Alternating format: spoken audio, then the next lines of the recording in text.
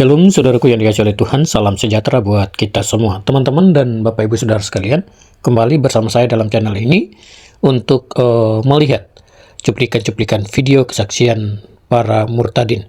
Ya, teman-teman, pertama-tama saya ucapkan banyak terima kasih atas dukungan Bapak Ibu dan Saudara sekalian melalui like, comment, dan subscribe pada channel ini.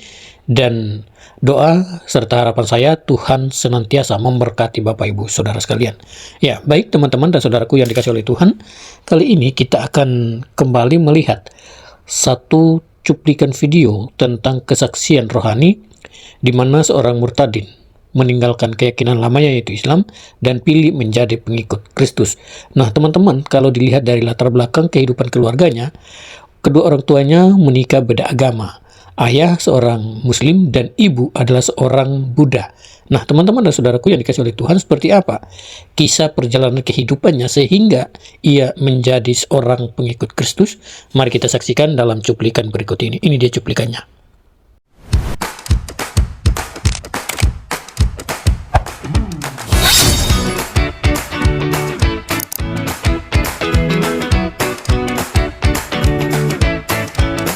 Halo, ya sebelumnya perkenalkan nama saya Yuan, yang dimana sebelumnya saya adalah seorang Muslim, yang dimana saya terlahir dari keluarga yang multi agama.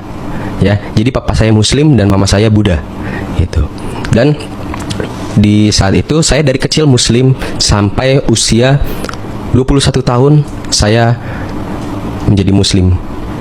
Kenapa saya bisa menjadi pengikut Tuhan saat ini? Itu berawal dari saat saya sedang menginap di rumah teman saya, yang dimana kebetulan dia adalah pelayan gereja. Ya, dia pemain musik. Lalu saat saya menginap di rumah dia, itu hari Sabtu, isengnya dia berkata, yuk besok ikut aja gitu ke gereja. Ya, saya pribadi orang yang bisa dibilang toleransi lah dengan agama, dengan keyakinan gitu loh. Karena sejak kecil pun saya kadang suka ikut juga gitu loh saat mamah ke wihara gitu. Jadi untuk diajak ke gereja pada saat itu awalnya saya juga masih menolak. Saya bilang, oh nggak usah, saya tunggu aja di rumah gitu kan. Tapi dia ngajak, ya udah saya bilang, oh ya udah nggak apa-apa, sambil rencana saya tahu tuh untuk apa ya, mau tahu gitu gimana sih sebenarnya ibadahnya orang Kristen gitu loh. Karena kan saya nggak tahu gitu ibadahnya kayak gimana gitu kan, nyanyi-nyanyi terus biasanya kalau ibadahnya tuh ngapain gitu, karena kan dulu tahu tuh ya ibadahnya orang Kristen udah cuma nyanyi-nyanyi aja kayak konser gitu kan biasanya gitu. Jadi pada saat itu saya ikut ibadah, dan yang buat saya heran, baru pertama kali saya ikut ibadah tapi saya merasakan sesuatu dalam hati saya saat saya mendengarkan khotbah pada hari itu gitu loh. Dan itu yang buat saya heran, kenapa kok bisa dapat apa yang disampaikan dari pendeta tersebut yang dikhotbahkan. Sampai akhirnya ya udah berjalan seperti biasa, saya menjalani kehidupan saya, yang dimana ya saya saat jadi Muslim pun saya bukan orang yang nggak ibadah ataupun yang nggak ya kayak ngaji lah, baca Al-Quran segala macam gitu loh. Karena ya banyak orang atau yang nggak tahu tentang hidup saya, mereka berpikir oh mungkin karena nggak taat atau mungkin karena nggak kuat gitu loh ibadahnya gitu loh. Dan ya padahal saya sholat rajin 5 waktu, terus ngaji, terus ya sholat sunnah, puasa sunnah gitu loh, dan masih banyak hal yang lain ya. Jadi buat mereka yang nggak tahu ya nggak apa-apa gitu. Jadi hanya mereka yang sekedar cuma lihat saya nggak tahu, ya biarkan gitu. Saya justru nggak benci atau kecewa juga dengan mereka yang menghujat saya sampai saat ini. Justru saya merasa senang jujur, karena saya berpikir mereka nggak tahu apa-apa tentang saya yang jalanin hidup saya yang mengalami gitu loh. Saya dalam pergumulan itu setahun lebih, itu waktu yang cukup lama. Di hari biasa saya sebagai seorang Muslim, saya mengikuti aturan-aturannya, saya juga sholat. Tapi pada saat hari Minggu saya ibadah ke gereja. Jadi saya sempat mengalami pergumulan di mana saya sholat iya, tapi ke gereja juga iya. Dan sempat di satu titik saya merasakan kalau hari Minggu nggak ibadah, hari Minggu nggak ke gereja, kok rasanya kayak ada yang kurang gitu. Saya merasa hal seperti itu. Ya saya beribadah saat ini, puji Tuhan, dari awal sampai sekarang saya masih ada di satu gereja di daerah Kelapa Gading ya, yang dimana rumah saya itu ya ada di luar planet ya, jauh dari Jakarta. Tapi ya itu, saat saya merasakan hari Minggu kok kalau nggak gereja, kalau nggak ibadah ada yang kurang. Ya saya bela-belain gitu loh untuk datang jauh-jauh untuk ikut beribadah.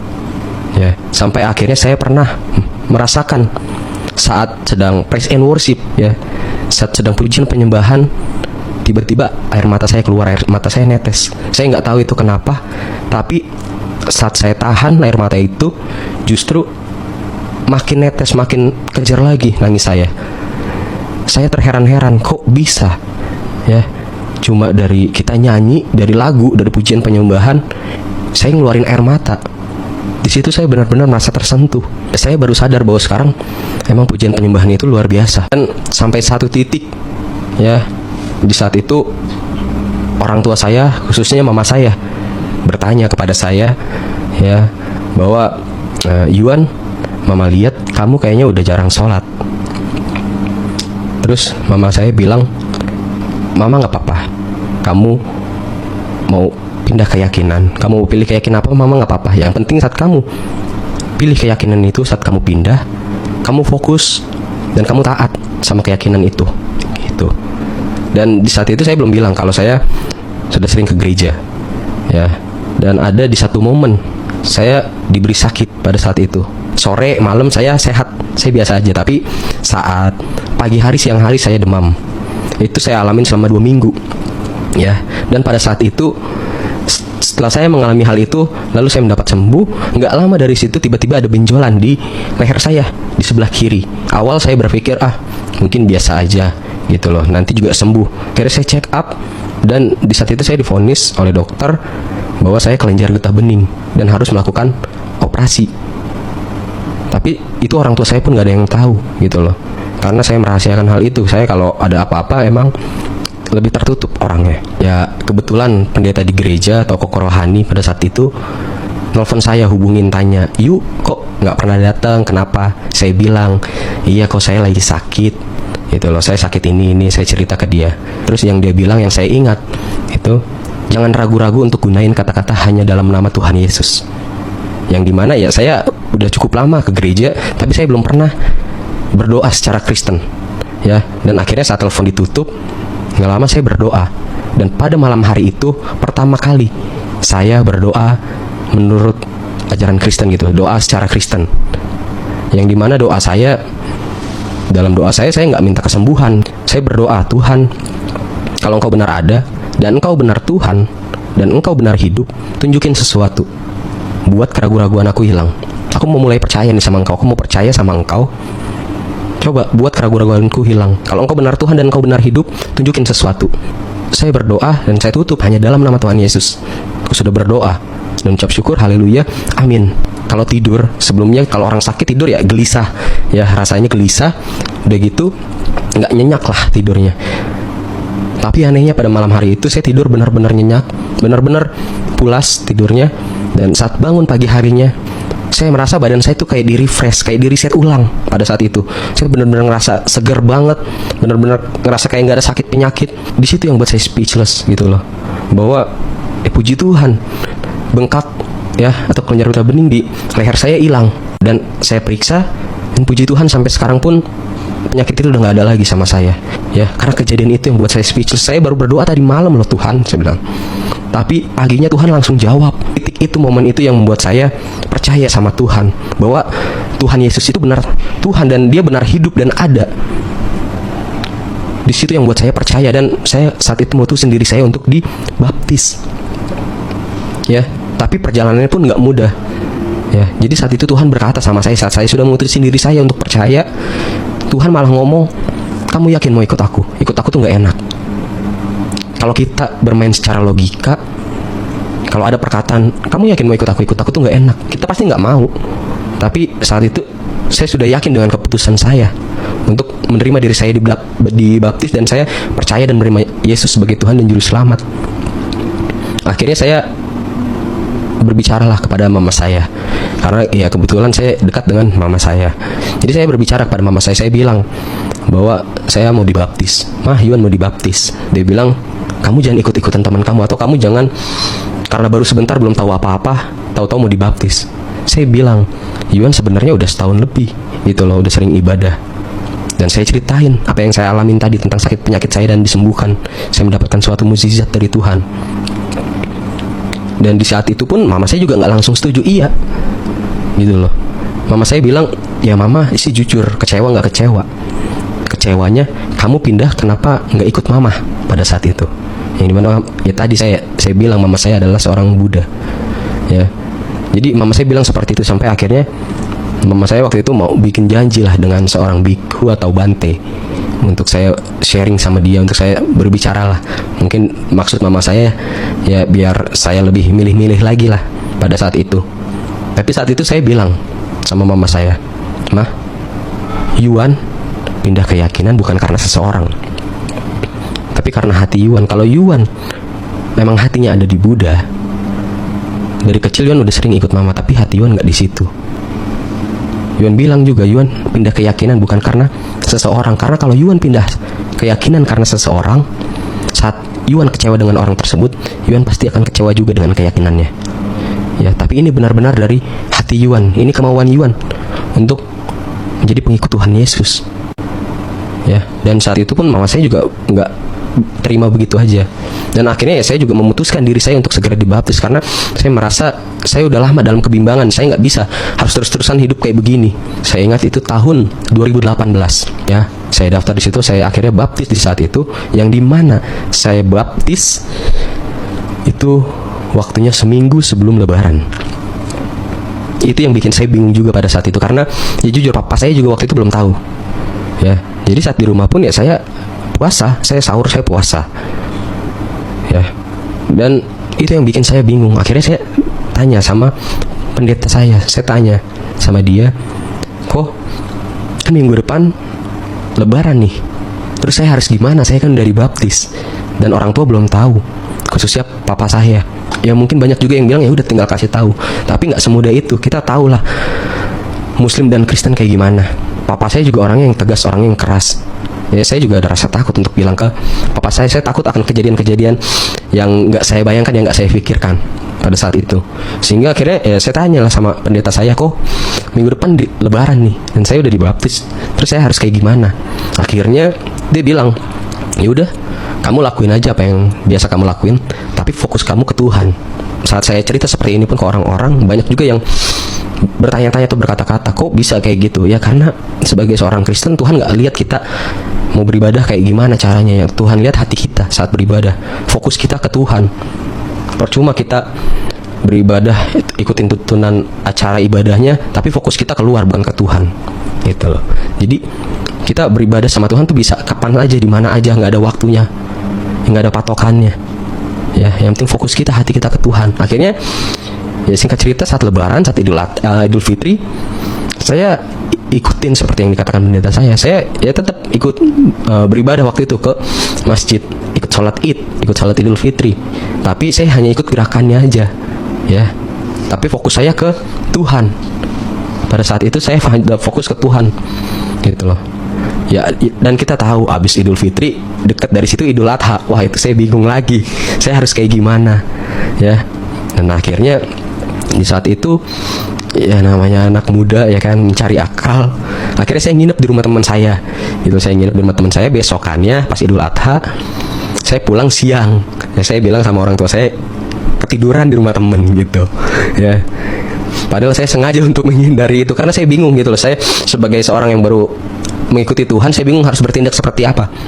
Saya nggak tahu aturan yang harus saya perbuat, walaupun ya mungkin kita beribadah kayak gimana pun bisa, fokus kita ke Tuhan, tapi nggak mungkin saya melakukan itu terus-terusan. Berjalan hari, berjalan bulan,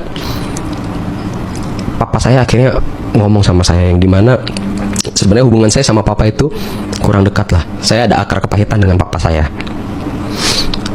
Dan saat itu papa saya bilang sama saya pagi-pagi, Yuan, papa mau ngomong 4 mata. Di situ saya langsung berdoa, gitu loh. Karena saya tahu kalau saya ngomong sama papa saya, itu pasti kita ribut. Kita benar-benar ya ribut, benar-benar gondok-gondokan gitu loh. Karena saat itu saya benar-benar benci sama papa saya benar-benar punya akar kepahitan dengan papa saya. Tapi pada saat itu saya berdoa, Tuhan, kiranya biar Roh Kudus yang berbicara, biar Roh Kudus yang menuntun saya untuk berkata-kata. Dan saya juga heran pada saat papa saya ngomong, Ya mungkin dia berpikir, wah anak saya selama ini setiap hari Minggu kemana gitu kan, tiap pagi keluar rumah terus udah gitu pakaiannya rapi. Ya mungkin dia juga curiga, dan ada omongan dari teman-temannya katanya. Ya, papa saya tanya seperti itu, ya kamu selama ini setiap hari Minggu kemana? Saya coba diam. Pokoknya saat papa saya bertanya, saat papa saya ngomong-ngomong panjang lebar tuh, saya benar-benar cuma yang diem gitu aja. Itu saya juga heran kenapa saya bisa diem kayak gitu. Biasanya saya pasti ngotot, saya pasti nyolot kalau ngomong sama papa saya. Tapi saya cuma ngeluarin satu kata-kata, satu kalimat. Ya, Pah, karena Tuhan Yesus. Dan karena Yuan ikut Tuhan Yesus, Yuan percaya sama Tuhan Yesus, Yuan bisa maafin papa, Yuan bisa terima papa sebagai papa Yuan lagi. Gitu loh. Karena ya jujur, dalam saat saya mau dibaptis, saya ambil keputusan itu, dan saya ambil keputusan besar juga, di mana saya harus melepaskan maaf saya kepada papa saya. Papa saya juga nggak terima begitu aja. Dia mau panggilin kiai, dia mau panggilin ustadz untuk saya sharing sama mereka. Ya, bahkan bukan hanya itu, saya mau dikirim ke pesantren pada saat itu. Saya mau diantar ke pesantren pada saat itu. Tapi saya bilang enggak, Pak. Yuan udah yakin dengan pilihan Yuan. Ya, dan saat itu besoknya papa saya juga ngomong lagi, kamu udah yakin dengan apa yang kamu pilih?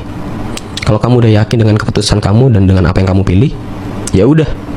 Tapi papa udah nggak mau tahu tentang kamu lagi. Dan keluarga papa pun saat tahu kamu udah pindah nanti, mereka pasti juga akan berbeda dengan kamu. Dan ya benar aja gitu loh. Jadi papa saya ngasih tahu adik-adiknya, kasih tahu tante-tante saya. Dan pada saat itu ya saya merasakan yang rasanya dikucilkan gitu loh. Saat acara keluarga, saat kumpul, saya ada di situ, tapi benar-benar ya saya nggak dianggap, saya nggak diajak ngobrol, bahkan dilihat pun nggak. Saya ngerasa kayak nggak ada saya di situ, padahal saya ada di situ. Bahkan papa saya pun saat itu sempat mengusir saya. Bukan sempat, tapi benar-benar ngusir saya gitu. Dia bilang, ya udah kalau kamu udah yakin dengan keyakinan kamu, papa udah nggak mau tahu, papa udah lepas tangan, udah angkat tangan dengan urusan kamu, dengan kehidupan kamu. Papa udah nggak mau tahu tentang kamu. Kamu mau tinggal di mana, terserah. Saya harus bagaimana, di mana. Saat itu juga saya masih menjalani kuliah saya, ya, malah saat itu lagi mau skripsi pada saat itu. Ya, saya bingung saya harus kemana. Akhirnya ya saya minta izin lah sama teman saya tinggal di rumah dia. Sekitar seminggu saya tinggal di rumah dia. Saya pikir, oh nggak enak juga gitu loh. Saya terus-terusan di sini, saya nggak enak dengan teman saya nggak enak dengan orang tuanya apalagi. Saya bingung saya harus kemana pada saat itu. Akhirnya ya saya bilang lah sama ibu gembala saya waktu itu, almarhum ibu gembala saya. Dan puji Tuhan gitu loh, saya diizinkan untuk tinggal di gereja pada saat itu. Akhirnya saya tinggal di gereja, di mana saya menjadi seorang full timer pada saat itu. Ya, saya menjadi seorang full timer. Saya tinggal di gereja itu setahun lebih. Saat itu saya tinggal di gereja. Justru saya bersyukur gitu loh. Tuhan, saat saya dikucilkan dari keluarga, saat mungkin saya dijauhkan dari keluarga, Tuhan justru mau saya lebih dekat lagi dengan Dia. Saya diizinkan untuk tinggal di gereja yang dimana ya mungkin mereka pun yang saat bilang saya pindah, kenapa? Mungkin karena oh nggak kuat dia dengan ibadah. Saya saat muslim terlalu banyak ibadah, mereka bilang seperti itu. Karena yang mereka tahu ibadahnya orang Kristen itu cuma hari Minggu aja. Padahal saat saya ada di gereja, saya ibadah, wah itu doa pagi setiap hari gitu loh. Belum ada komsel lah, entah komsel di gereja, habis itu ntar di rumah jemaat. Terus ada ibadah wanita, ibadah pria, ya. Bahkan ibadah orang tua juga ada gitu loh. Terus ibadah pemuda, terus ibadah umum. Dan mungkin kalau di muslim itu ada salat tahajud, di Kristen itu ada saat teduh gitu loh, dimana kita ambil pagi hari untuk bersaat teduh, kita berdoa, kita memuji menyembah Tuhan, kita berdoa sama Tuhan. Ya, jadi saat itu saya pikir, oh ternyata ibadah orang Kristen juga setiap hari ada dan banyak ibadahnya, bukan cuma ibadah umum doang. Ya, dan akhirnya puji Tuhan gitu, di saat itu iman saya lebih bertumbuh lagi. Pada saat itu saya lebih bertumbuh lagi, dan puji Tuhan saya dipercayakan untuk pelayanan, bahkan untuk melayani Tuhan. Itu yang saya nggak nyangka-nyangka sampai saat ini. Ya, yang dimana saya pelayanan saya apapun, saya lakukan gitu loh di gereja saya saat ini. Saya disuruh jadi multimedia, saya main musik, saya jadi WL, singer, saya lakukan gitu loh. Jadi soundman pun saya lakukan. Pokoknya saat saya ditugaskan pelayanan apapun ya saya lakukan itu. Bahkan saat jadi supir pun untuk jemput jemaat atau jemput anak sekolah minggu juga saya lakukan. Ya, saya justru berpikir malah, Tuhan, apa aku layak gitu loh. Aku ini baru loh Tuhan, masih banyak orang yang lain mau melayani Engkau, tapi kenapa Engkau pilih aku pada saat itu? Ya, dan saat dalam pelayanan pun saya juga nggak nyangka gitu, dimana ya saat ini pun saya dipercayakan oleh gereja dan oleh Tuhan juga pasti. Saya di gereja saya saat ini saya sebagai ketua atau koordinator pemuda. Ya, singkat cerita, saat saya sudah lama tinggal di gereja, saya merasa, oh, udah cukup nih, gitu loh. Saya tinggal di sini. Saya harus balik lagi ke rumah pada saat itu. Saya harus balik lagi ke rumah. Saya mempunyai pemikiran, jangan sampai saat saya terima Tuhan, saya percaya Tuhan, nama Tuhan yang jadi jelek di mata orang lain. Jangan sampai keluarga saya berpikir, tuh lihat, karena Yuan pindah keyakinan, karena Yuan ikut Tuhan Yesus, dia jadi jauh sama keluarga. Akhirnya saya memutuskan diri saya untuk kembali ke rumah pada saat itu, yang dimana ya saya akhirnya yang merendahkan diri saya gitu loh. Saya memulainya, ya saya yang mendekatkan diri saya kembali dengan papa saya, dengan keluarga saya. Ya saya memulai percakapan yang awalnya ya masih dicuekin, masih dianggap nggak ada, tapi saya memulai terus setiap hari. Jadi saya melakukan kebaikan aja. Saat mereka minta tolong, saat mereka minta butuh bantuan, saya langsung tolong, saya langsung bantuin. Saya juga berdoa terus sama Tuhan gitu loh, untuk keluarga saya, untuk saudara-saudara saya. Dan puji Tuhan ya saat ini pun saya sudah tinggal di rumah. Saya sudah tinggal dengan keluarga saya pun dengan keluarga dari papa juga sudah dekat, sudah ya berjalan seperti kehidupan dulu, sudah seperti biasa gitu loh. Tapi mungkin orang berpikir, oh udah kembali, udah seperti dulu, oh papahnya udah nerima, oh kok gampang ya nerima. Padahal kenyataannya nggak seperti itu gitu loh. Saat saya diterima pun papa saya bilang,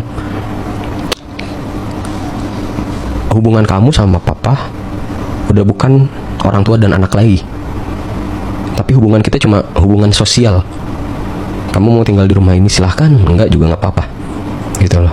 Tapi kita udah nggak ada hubungan orang tua dan anak. Ya, memang teman-teman dan saudara sekalian, mengenai masalah yang satu ini, masalah murtad ini, memang membuat kita terpisah dengan keluarga. Tapi bukan soal terpisahnya atau tidak.